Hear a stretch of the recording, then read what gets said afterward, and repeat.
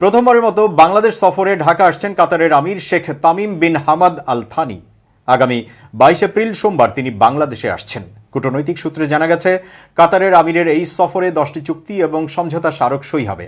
এই চুক্তিগুলোর মধ্যে রয়েছে ব্যবসা ও বিনিয়োগ বৃদ্ধি, বন্দি বিনিময়, দ্বৈত কর প্রত্যাহার ও শুল্ক বিষয়ে পারস্পরিক সহযোগিতা।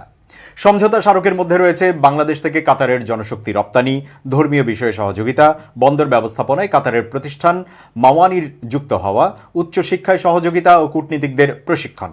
জানা গেছে, ইরান ইসরায়েলের সাম্প্রতিক সংঘাতের এই সময় কাতারের আমিরের এই সফরে আলোচনায় গুরুত্ব পাবে মধ্যপ্রাচ্য পরিস্থিতি। কূটনৈতিক সূত্রগুলো জানিয়েছে, কাতারের আমির Sheikh Tamim bin Hamad Al থানির আসন্ন সফর উপলক্ষে শেষ মুহূর্তের প্রস্তুতি সম্পন্ন করতে দুই পক্ষের কূটনীতিকরা কাজ করছেন। আসন্ন সফরকে সামনে রেখে গত সোমবার দোহা থেকে একটি অগ্রবর্তী দল ঢাকায় আসে। তারা আমিরের সফর উপলক্ষে নিরাপত্তা সহ সার্বিক বিষয়ে খোঁজখবর নেন এবং গত মঙ্গলবার প্রধানমন্ত্রীর কার্যালয়ে বৈঠক করেন। 2005 সালে কাতারের তৎকালীন আমির শেখ হামাদ বিন খলিফা আল থানি বাংলাদেশে এসেছিলেন।